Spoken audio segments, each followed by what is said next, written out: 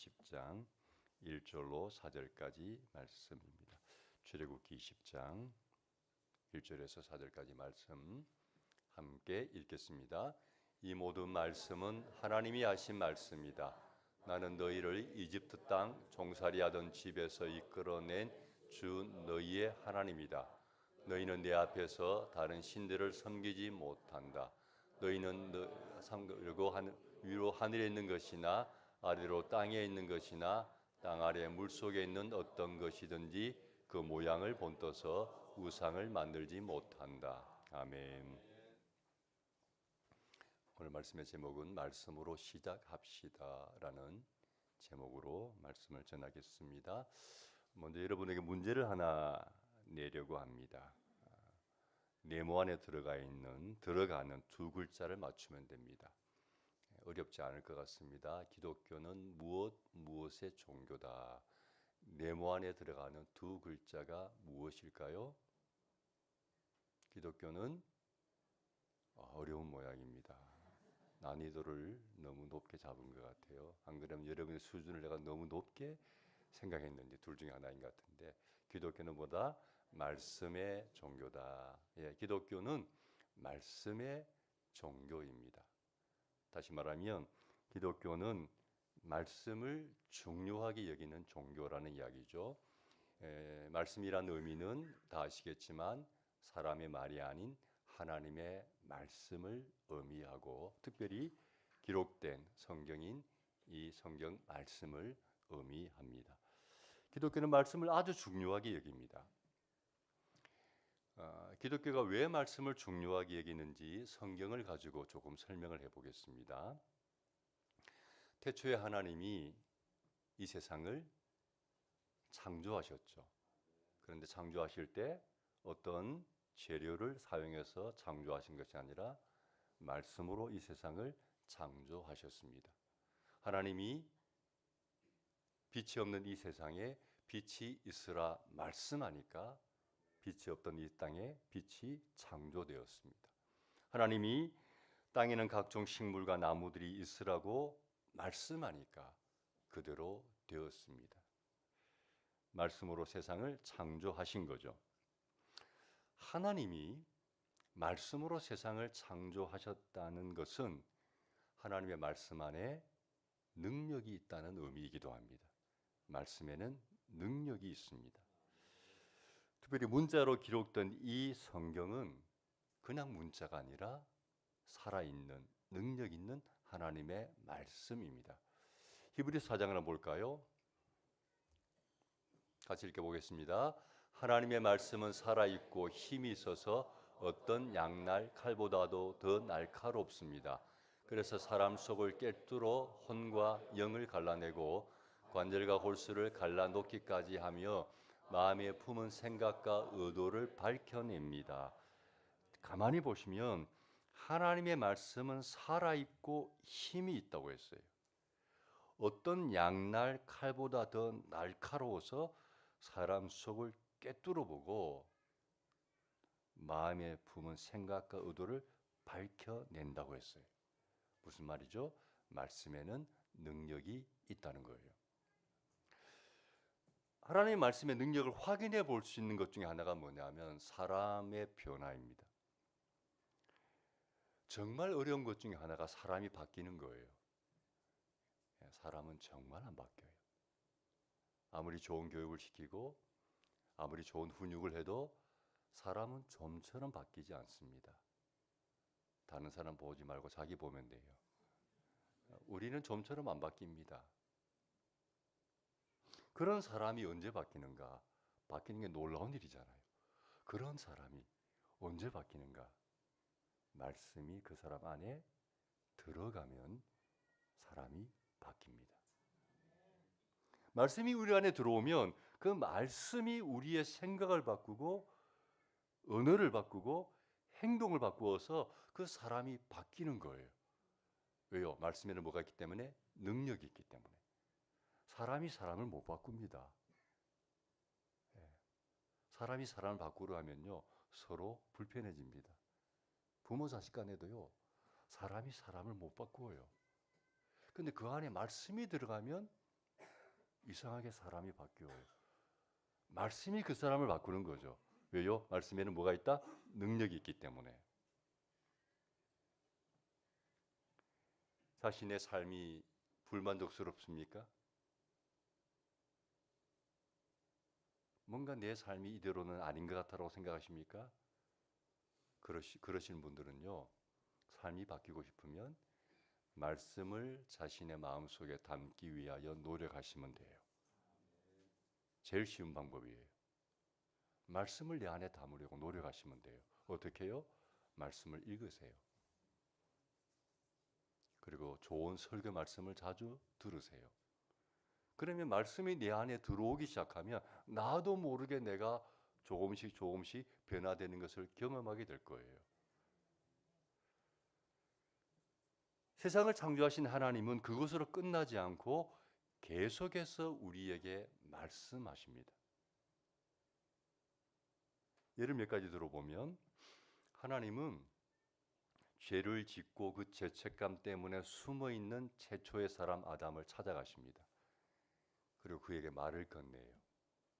말을 먼저 걸어주세요. 아담아, 내가 어디 있느냐. 그에게 먼저 말을 걸어요. 말씀을 하세요. 왜요? 죄를 짓고 죄책감에 숨어있는 그 사람의 삶을 방치해 두는 게 아니라 말씀을 걸어주시면서 그 사람의 삶에 개입하셔서 그 사람을 도와주려고 하는 거죠. 말씀을 걸어오세요. 하나님이 먼저. 아담뿐만이 아닙니다. 심지어는 돌로 자기 동생을 죽인 그 파렴치한 죄인인 가인을 하나님 먼저 찾아가세요. 먼저 말씀을 하세요. 말을 걸어주세요. 왜요? 그의 삶 가운데 하나님 말씀을 통해서 개입하시는 거죠. 하나님은 말씀하는 분이세요. 끊임없이. 하나님은 노아에게 말씀하셨고 아브라함에게 말씀하셨고 모세에게 찾아와서 말씀하셨고 그리고 이스라엘 역사를 보면 하나님은 끊임없이 선지자를 보내서 당신의 말을 우리에게 계속해서 말씀을 전하시는 분이세요. 하나님 지금도 우리에게 말씀을 걸어오시는 분이세요. 우리에게 말씀하는 분이세요. 지금도. 우리는 그 말씀에 귀 기울여야 되고 그 말씀에 순종해야 될 줄로 믿습니다. 그러면 삶이 바뀝니다. 여러분, 하나님을 믿는다는 것은 막연하게 믿는 게 아니에요. 추상적인 개념이 아니고 하나님을 믿는 것은 하나님과 그분이 하신 말씀을 믿는 거예요. 하나님을 믿는 것은 뭔가 하나님과 그분의 말씀을 믿는 거고 우리가 말하는 믿음이라는 것은 건전한 믿음이라는 것은 하나님과 그분의 말씀에 대한 인격적인 신뢰예요. 뭘 믿어야 되는가?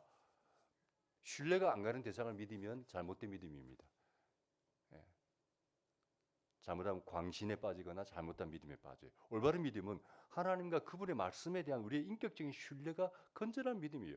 믿는다는 것은 하나님과 그분의 말씀을 믿는 거예요. 왜 말씀이 우리에게 필요한지를 가장 잘 보여주는 사건이 이스라엘 백성들의 출애굽 사건이라고 생각이 돼요. 우리가 잘 아는 이스라엘의 이집트 탈출 그 사건이 우리에게 주는 중요한 의미가 있습니다. 첫 번째는 뭐냐면 구원입니다. 이스라엘이 이집트에서 나온 그 사건은 구원 사건이죠. 근데 우리가 구원이란 용어를 쓸 때는 아무데나 쓰지 않아요. 길 가다가 쓰러지려고 하는데 옆에서 친구가 탁 잡아주면서 나 너 구원시켰다? 그렇게 안 쓰죠. 구원이란 말은 아무데나 쓰는 게 아니고 내 힘으로는 도저히 빠져나올 수 없는 어떤 절망적인 상황에서 나보다 더 강한 힘을 가진 제3자의 도움으로 거기서 빠져나왔을 때 구원받았다라고 표현을 해요. 그런데 이스라엘 백성들의 출애굽 사건은 구원 사건이에요. 왜요? 그들은 그 나라의 그 당시 세계 최대 문명국이고 최대 강대국이었던 이집트의 노예로 살고 있었어요. 자신들의 힘으로는 그 노예 상태에서 빠져나올 수가 없는 거죠. 근데 하나님이 모세를 보내셔서 그 땅에 10가지 재앙을 내리시잖아요. 그랬을 때 이집트 나라가 파탄이 되면서 이스라엘 왕 파라오가 항복합니다. 더 이상 이들을 붙잡아 두었다가는 나라가 망하겠다. 그래서 가라. 이스라엘 그들의 자력의 힘으로 나온 게 아니고 하나님의 전적인 도움과 은혜로 구원 구출된 줄로 믿습니다. 그게 출애굽 사건이죠. 이집트에서 구원받은 이스라엘 백성들이 가야 할 분명한 목표 지점이 있습니다. 어디입니까? 가나안 땅입니다. 꿈에도 그리던 그들의 조상 시조 아브라함이 하나님께 오래전에 약속받은 약속의 땅, 적과 꿀이 흐르는 땅, 꿈에도 그리던 그 땅 가나안이 그들이 가야 할 땅입니다.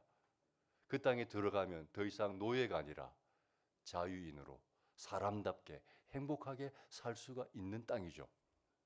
그런데 하나님은 희한하게 그들을 이집트에서 구원해 내셔서 바로 가나안으로 데리고 가는 게 아니죠. 그들을 가나안으로 데리고 가는 것이 구원의 유일한 목적이었다면 나오자마자 바로 가야 되죠. 근데 거기로 안 가세요. 어디로 가죠? 광야로 갑니다. 여러분 광야 가보셨어요? 저는 이스라엘 땅을 2번을 갔다 왔는데 갈 때마다 광야를 몇 시간 걸었는데요. 광야는 아무것도 없는 땅입니다. 물이 없으면 1시간도 견디기 어려운 땅이 광야예요.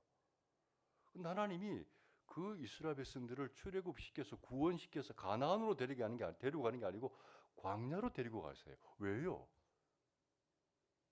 하나님이 그들을 구원한 다른 중요한 목적이 있었기 때문이에요.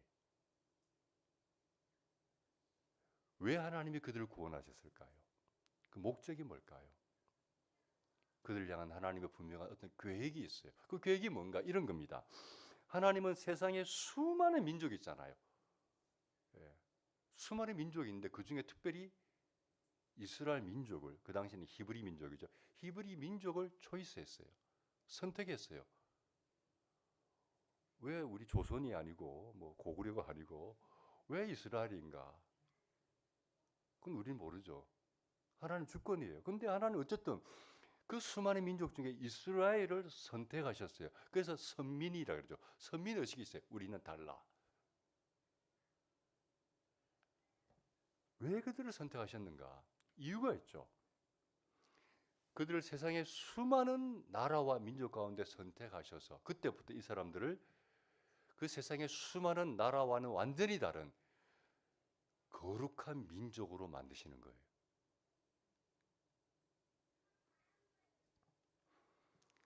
그렇게 만든 다음에 그 다음에 그들을 통해서 세상의 모든 나라에 하나님을 전하게 해서 세상 모든 민족이 구원을 받게 만드는 것이 하나님의 계획이었어요. 그 목적으로 그들을 선택하신 거예요. 다시 말하면 이스라엘 민족은 세상을 구원할 하나님의 통로였던 거예요. 그들이 축복의 통로가 되는 거예요. 여러분, 하나님이 저와 여러분을 구원한 목적도 다르지 않아요. 하나님이 왜 우리를 구원하셨을까요? 우리가 단지 예수 믿고 복 받아서 잘 먹고 잘 사는 게 우리의 구원 목적일까요? 그것도 하나의 이유이기도 해요. 그러나 그 부차적인 거예요. 본질적인 이유는 그게 아니에요. 왜 우리를 구원하셨어요? 우리를 선택하셔서 우리를 그때부터 거룩한 백성으로 만드는 거예요. 성도가 뭡니까? 거룩한 사람들이잖아요. 우리를 거룩한 무리로, 거룩한 백성으로 만드셔서 우리를 통해서 하나님을 모르는 사람들이, 어둠 가운데 있는 사람들이 우리를 통해서 하나님을 알 수 있도록 먼저 우리를 선택하신 거예요.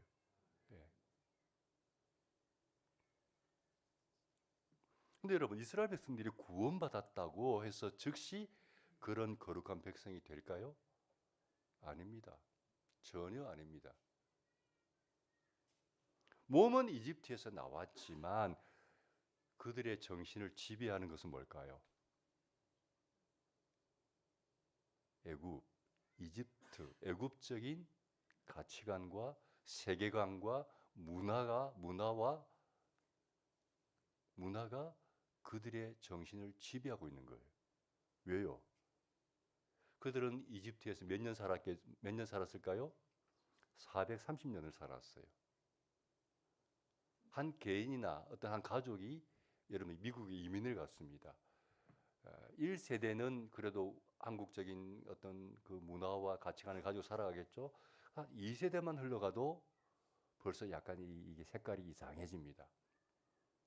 몸은 한국인인데 아이의 생각은 거의 미국화되어 갑니다. 한 3세대, 4세대, 5세대쯤 가면은 몸은 한국 사람이지만 거의 정신은 벌써 미국 사람이에요. 이집트에서 430년을 살았어요. 몸은 히브리 사람이에요. 근데 정신은 아니에요. 이집트 사람이에요. 그래서 하나님은 그들을 바로 가나안으로 데리고 갈 수가 없는 거예요. 그들 속에 있는 애굽적 가치관 대신에 새로운 가치관이 필요했어요. 새로운 기준이 필요했어요. 그게 뭐예요? 말씀이죠. 하나님의 새로운 기준, 말씀. 구원받은 사람에게 가장 필요한 게 뭔가? 말씀이에요. 말씀. 그래서 하나님은 그들을 광야에 있는 시내산으로 데리고 가서 우리가 잘 아는 십계명을 비롯한 여러 가지 말씀을 그들에게 주세요. 십계명은 모든 율법의 핵심이에요. 요약이에요. 그래서 십계명을 비롯해서 어떻게 하나님을 예비해야 되는지, 무엇을 하고 하지 말아야 되는지 구체적인 말씀을 그들에게 줍니다. 새로운 기준이라는 거죠. 새로운 가치라는 거죠. 그래서 이집트적인 그런 사고와 가치관과 세계관을 버리고 새로운 하나님의 가치관과 세계관을 받아들여서 그것 가지고 가나안 땅에 들어가야 합니다. 왜요? 그래야 하나님의 사람이 되고 그래야 하나님의 나라가 되기 때문이죠. 예. 이 원리는 똑같아요. 우리도.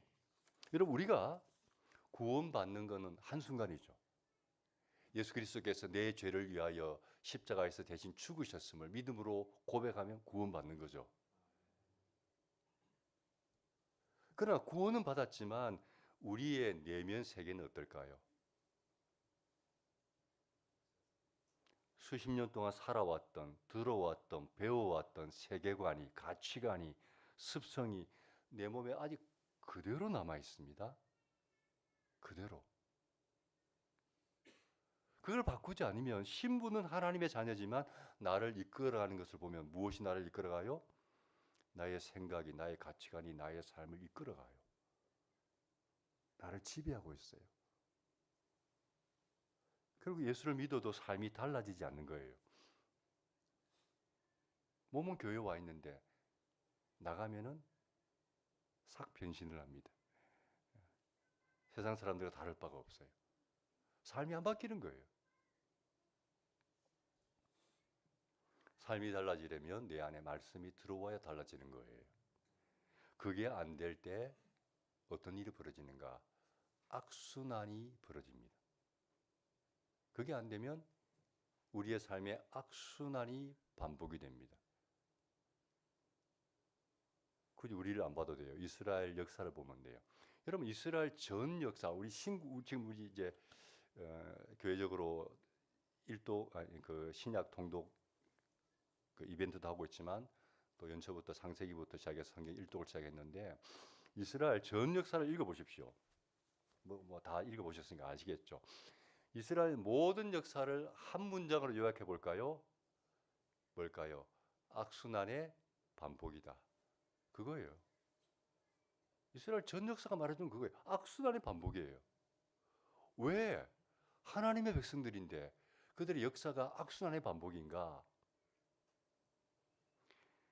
하나님의 선택을 받은 백성들인데 그 내면을 보니까 그들의 삶을 보면 주변 나라들과 별로 다를 게 없어요. 왜요? 그들 안에 무엇이 없어요? 말씀이 없어요. 그런데 어떻게 살아요? 자기 소견에 옳은 대로 살아가죠. 말씀 없이 살아가니까 자기 방식과 자기 노력으로 살게 되고 그러다 보니까 늘 실패하고 늘 부딪히고 늘 고통을 당하죠. 그러면서 점점 도덕적으로 윤리적으로 그들의 수준이 떨어지고 타락해 갑니다. 그러다 가끔씩 회개해요. 가끔씩 회개해요. 정신 차려요. 근데 오래 가지 못해. 다시 또 원위치, 또 반복. 그게 이스라엘 모든 역사입니다.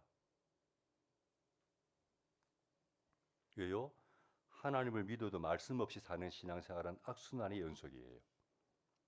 저는 우리의 모습이 이스라엘의 모습과 다르지 않다고 생각해요. 예수를 믿는다고 하는데 내 안에 말씀이 없으니까 결국은 내 속에는 옳은 대로 살아갑니다.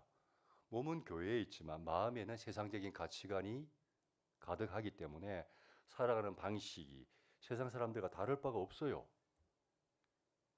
세상의 돈과 성공을 추구하고 그걸 얻기 위해서 세상의 방식을 그대로 답습하고 말이나 행동이 그리스도인다운 삶이 별로 없는 거예요.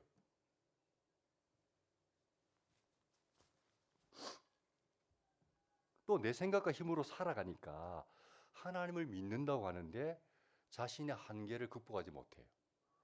만군의 하나님, 세상을 우주를 창조하신 능력의 하나님이 나의 아버지이신데 살아가는 삶을 보면 자기의 한계를 못 극복해요. 늘 한계 안에 갇혀 있어요. 늘 무너져요. 예수를 믿는데 하나님이 주신 능력을 별로 경험하지 못해요. 그러니 신앙생활을 해도 삶이 달라지지 않는 겁니다. 여러분, 그런 신앙생활을 하면 제일 먼저 나도 내 자신에 대해서 만족하지 못해요. 스스로. 예수를 믿어도 변화가 없는 나 자신이 마음에 안 드는 거예요. 두 번째는 그런 내 모습이 주변 사람들에게도 좋은 영향을 끼치지 못해요. 먼저는 가까운 가족들에게 좋은 영향을 못 끼쳐요. 내 말과 행동이 배우자나 자녀들에게 별로 덕이 안 돼요. 그런 자신을 보면서 가끔씩 반성도 하고 자책도 하고 문제의식도 가지죠. 근데 그게 오래 가지 못해요. 다시 반복되는 거예요, 삶이. 악순환의 반복이에요. 참 안타까워요. 교회 안에 이렇게 신앙생활하는 분들이 생각보다 많아요. 왜 그렇죠? 말씀이 그 안에 없는 거예요. 종교생활은 해요. 예배도 드려요. 그러나 그들의 정신 세계를 바꿀 말씀이 없기 때문에 삶이 안 바뀌는 거예요. 이런 악순환의 고리를 끊으려면 가장 쉬운 방법이 있습니다. 뭘까요? 말씀을 읽으시면 됩니다. 그리고 말씀대로 살려고 노력하시면 됩니다. 말씀을 읽고 말씀대로 살려고 노력하시면 돼요. 특별히 가정 안에서 부모가 먼저 말씀을 읽고 말씀대로 살기 시작하면 그 영향이 자녀들에게 흘러갑니다. 자녀들 때려잡는다고 바뀌는 게 아닙니다. 부모인 내가 말씀을 사랑하고 말씀대로 살려고 몸부림치면 그의 삶이 말씀대로 살려는 노력이 있고 그의 언어와 행동이 말씀에 근거한 삶을 살아내면 그 영향이 자연스럽게 내가 말하지 않아도 자녀들에게 스며 들어가요. 아이들이 다 보고 있어요. 그러면요, 자녀들은 절대 빗나가지 않습니다. 왜요? 알게 모르게 부모의 영향을 받았기 때문에 자녀들의 마음에도 하나님의 기준이 자기도 모르게 탁 스며 있는 거예요. 아, 하나님 믿는 게 이런 거지. 말씀대로 사는 삶은 이런 거지. 하나님 말씀 어기면 안 되는 거지. 알게 모르게 그 어떤 것들이 그 자녀의 마음에 딱 스며 들어가게 되어 있어요. 그러면요, 친구들이 유혹해도 세상에 또 문화가 유혹해도 잠시 흔들릴 수는 있어요. 그런데 흔들리다가 다시 원위치. 아이들이 알아요. 아, 이거 아니다. 아, 이거 아니다. 어느 순간 아니다 싶으면 다시 돌아와요. 안에 뭐가 있어요? 말씀이 있는 거예요. 중심이 있는 거예요. 중심이. 그게 있으면 절대 빗나가지 않아요. 흔들릴 수는 있지만 다시 원래 자리로 돌아와요. 말씀을 읽으시기 바랍니다. 말씀대로 살려고 노력하시기 바랍니다. 그게 악순환의 고리를 끊고 선순환이 시작되게 하는 거예요. 그게. 왜 말씀이 필요한지 십계명을 가지고 잠시 설명하겠습니다. 20장 1절로 3절까지. 같이 읽습니다. 이 모든 말씀은 하나님이 하신 말씀이다. 나는 너희를 이집트 땅 종살이 하던 집에서 이끌어낸 주 너희의 하나님이다. 너희는 내 앞에서 다른 신들을 섬기지 못한다. 너희는 내 앞에서 다른 신들을 섬기지 못한다고 했습니다. 십계명의 1에서 4계명까지 내용인데요. 다 읽지는 않았지만 1에서 4계명은 하나님에 관한 계명인데 그 핵심이 뭡니까? 하나님만 섬기라는 거예요. 하나님만 섬기라. 5부터 10계명은 사람에 대한 계명인데 사람을 사랑하라는 이야기죠. 자, 1에서 4계명은 오직 너희는 하나님만 섬겨야 된다. 왜 그 말씀하셨을까? 여러분, 이스라엘 백성들이 지난 430년 동안 살아왔던 이집트의 종교는 유일신이 아니라 다신교입니다. 잡다한 것을 믿는 다신교예요. 그런데 하나님께서 이스라엘을 이집트에서 끄집어내기 위해서 그 땅에 몇 가지 재앙을 내리셨어요? 10가지 재앙을 내렸죠. 왜 10가지일까요? 그 10가지 하나하나가요, 사실은 이집트 사람들이 믿고 섬기던 신들이에요. 그런데 그들이 섬기던 것을 하나님이 심판함으로 말미암아 하나님이야말로 모든 신들 중에서 가장 위대한 신이라는 것을 보여주는 거예요. 그리고 너희는 그런 잡다한 신을 섬기지 말고 오직 나만 믿으라라고 말씀하는 거죠. 하나님만 믿으라고 말씀하는 거죠. 여러분, 세상에는 수많은 종교가 있죠. 수많은 우상들이 있어요. 수많은 종교가 있고 수많은 우상들. 우리가 아는 메이저 종교, 뭐 기독교, 불교, 뭐 천주교, 뭐 이슬람 이런 메이저 종교 외에도 우리가 듣도 보도 못한 수많은 종교들이 있고요. 수많은 우상들이 있어요. 어떤 사람은 뭐 하늘에다 빌고 돌에다 빌고 나무에다 빌고 뭐 바다의 용왕님에게 빌고 수많은 우상들이 있고 일본 같은 나라는 집집마다 자기들이 섬기는 일종의 우상이 있어요.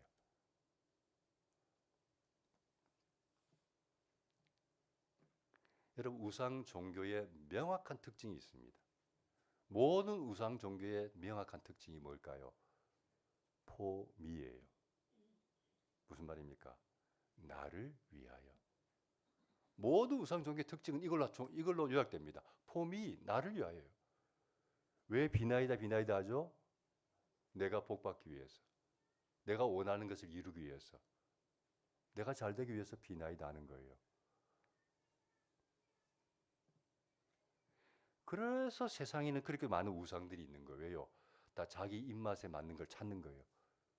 여기서 내가 원하는 걸 해준다면 여기서 빌고, 저기서 내가 원하는 걸 해주면 저기서 빌고, 자기 입맛대로 자기 소견대로 찾는 거예요. 내가 원하는 것을 얻기 위해서는 찾는 거예요. 세상의 모든 우상 종교는 포미로 통일돼요. 그런데 기독교는 반대예요. 기독교는 뭘까요? For God. 나를 위하여가 아니고 하나님을 위하여. 정반대예요. 기독교 신앙은 내가 원하는 것보다 하나님이 뭘 원하실까? 주님이 원하는 게 뭐지? 그것을 항상 먼저 생각해요. 내 기준이 아니라 하나님의 기준을 배워가고 그 기준대로 살아가려고 노력하는 것이 기독교예요. 기독교를 믿으면서도 여전히 모든 관심이 나에게 집중되어 있고 내가 잘 되길 바라고 하나님은 내가 원하는 것을 들어주는 존재로만 생각하고 믿는다면 그 사람의 신앙 수준은 우상 종교의 수준인 거예요. 기독교를 믿는데 영적 수준이 우상 종교 수준을 못 벗어나는 거예요. 그래서 사람들에게 욕듣는 기복주의. 그 수준을 못 벗어나는 거예요. 기독교는 그게 아닌데. 우리는 내가가 아니라 하나님이 무엇을 원하는지를 알아가야 돼요. 그분이 뭘 원하시지? 그분의 뜻이 뭐지? 어떻게 사는 것이 하나님 원하시는 삶이지? 가장 완벽한 기준과 가장 옳은 기준을 가진 그분의 뜻을 먼저 구하고 찾는 것이 기독교예요. 그리고 그 말씀을 알아가고 그러기 위해서는 말씀을 알아가야 되고 그 말씀대로 순종해 가는 거죠. 그게 기독교예요. 그럴 때 뭐가 일어난다고요? 삶의 변화가 일어나는 거예요. 믿지 않는 사람과 다른 삶의 변화가 그럴 때 일어나는 거예요.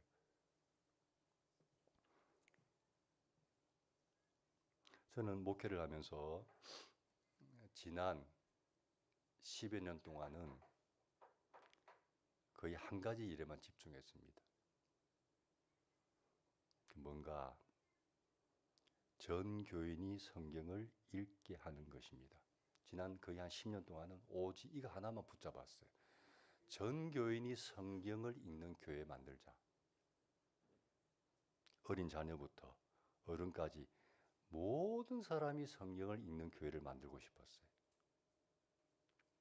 이유가 있어요. 제 개인적인 이유입니다. 뭔가 제가 목회를 하면서 경험한 것은요, 설교를 통해서는 절대 사람이 안 바뀐다는 것을 알았어요. 목사인 제가, 설교하는 제가 설교를 통해서는 사람이 절대 안 바뀐다는 사실을 깨달은 거예요. 많은 목사님들은 내가 설교를 잘하면 성도들이 바뀔 거라고 생각하죠. 착각이에요. 안 바뀌어요. 수십 년 동안 설교 듣잖아요. 안 바뀌어요. 설교로는 사람이 안 바뀌어요. 또 사실 뭐 설교 들어봐야 얼마나 들어요. 주일날 한 번, 그 빠지면 또 2주에 한 번.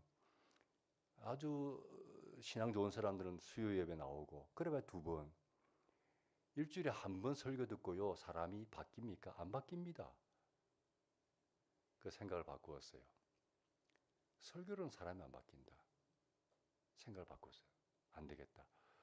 모든 성도들이 매일 말씀 읽는 교회로 만들어야 되겠다. 매일 자신이 성경을 읽는 교회. 매일 성경을 읽으면서 하나님의 음성을 듣고 매일 그리고 그 말씀 앞에 순종하려고 노력하고 그러면 바뀌겠다. 그런 확신이 들어서 그때부터 한 10년 동안 성경 읽자, 어린 자녀부터 어른까지 똑같은 본문으로 다 같이 성경 읽자 10년 동안 그 이야기만 한 것 같아요. 그래서 제 뒤에 들리는 이야기가 목사님 제가 이제 성경을 읽기 시작했습니다. 그런 마음이 좋았어요. 우리 아이들이 성경 읽기 시작했습니다. 라는 말이 들리면 너무 기분이 좋았어요. 근데 성경을 읽지 않는다는 이야기가 들리면 너무 마음이 아팠어요. 내가 이렇게 마음이 아픈데 하나님은 얼마나 마음이 아프실까? 하나님의 백성인데 말씀을 몰라요. 말씀 없이 살아가요. 하나님 그렇게 오랫동안 이스라엘 역사를 통해서 그걸 보셨고 아파하셨고 수도 없이 책망하시고 선지자를 보내서 경고하시고 때로는 매를 대시기도 하고 나라가 망하기도 하고 그래도 변하지 않는 그들을 보셨을 때 하나님 마음이 얼마나 아프셨을까? 그래서 귀에 못이 박이도록 성경 읽자는 이야기만 했어요. 그렇게 한 10년 했더니 서서히 열매들이 나타나기 시작했어요. 본인들은 모를 수도 있어. 근데 제가 볼 때 교회가 달라지는 거예요. 교회가 분명히 달라졌어요. 이전에 그 교회가 아니에요. 성도들이 달라지고 자녀들이 달라지고 교회가 분명히 달라졌어요. 업그레이드 됐어요. 분명한 것은 성경 읽기 전과 후로 명확하게 나뉘어져요. 여러분, 말씀을 읽으면 변화가 일어납니다. 말씀을 읽으면 변화가 일어납니다. 변화만 일어나는 게 아니라 복을 받습니다. 출애굽기 20장 6절을 봅시다. 같이 읽습니다. 그러나 나를 사랑하고 나의 계명을 지키는 사람에게는 수천 대 자손에 이르기까지 한결같은 사랑을 베푼다. 아멘. 하나님의 기준을 지키고 살 때 하나님이 수천 대까지 사랑을 베푸신다라고 말씀했습니다. 말씀을 가지고 지킬 때 수천 대까지 하나님께서 사랑을 주시는 복을 받는 거죠. 나도 잘 되고 자손들도 잘 되고 뭐하면 말씀을 지키면. 말씀대로 살면 나의 의식 수준이 높아집니다. 윤리와 도덕 수준이 올라갑니다. 사람이요 고상한 사람이 됩니다. 거룩한 사람이 됩니다. 뭔가 다른 사람이 됩니다. 말씀대로 살면. 자녀들도 마찬가지입니다. 말씀대로 자녀들이 살아가면요 올바른 생각, 저는 정말 중요하게 여기는 게 사람을 볼 때 가치관이거든요. 태도를 봐요. 어떤 생각을 가지고 사는가를 저는 정말 중요하게 생각해요. 그런데 말씀으로 아이들을 양육하면요 일단 생각이 딱 올바른 사람이 됩니다. 그런 사람 요즘 보기 드물어요. 똑똑하다고 하는데 만나보고 대화해보면 교만하고 거들먹거리고 생각이 잘못되어 있고. 생각이 바른 사람이 희귀해요. 근데 말씀으로 양육을 하면 자녀들이 올바른 생각을 가진 좋은 사람들이 됩니다. 그렇게 자란 자녀들이 사회의 구성원이 될 때 어디 가나 인정받습니다. 왜요? 그런 애들이 없거든요, 이 시대에. 이게 선순환이에요. 선순환. 그래서 좋은 방향으로 흘러가는 거예요. 말씀 마무리하려고 합니다. 여러분, 하나님의 말씀에는 능력이 있습니다. 그거 안 믿습니까? 교회를 다니는데 그거 안 믿습니까? 하나님의 말씀에는 능력이 있습니다. 말씀이 내 안에 들어오면 내 삶에 변화가 일어납니다. 나와 가정의 악순환이 끊어지고 선순환이 시작됩니다. 그 하나님 주신 축복을 받습니다. 이 좋은 말씀 읽기를 당장 시작하십시오. 당장. 내가 말씀을 읽고 말씀대로 살려고 노력하면 그 다음은 하나님이 하십니다. 그때부터는. 내 할 도리하면 그때부터 하나님이 일하기 시작합니다. 악순환의 고리가 끊어지고 내 삶의 선순환이 시작될 거예요. 이 좋은 성경 읽기를 시작하는 새해가 되길 바랍니다. 어떻게 성경을 읽을 것인가에 대해서는 지난주 칼럼에 썼어요.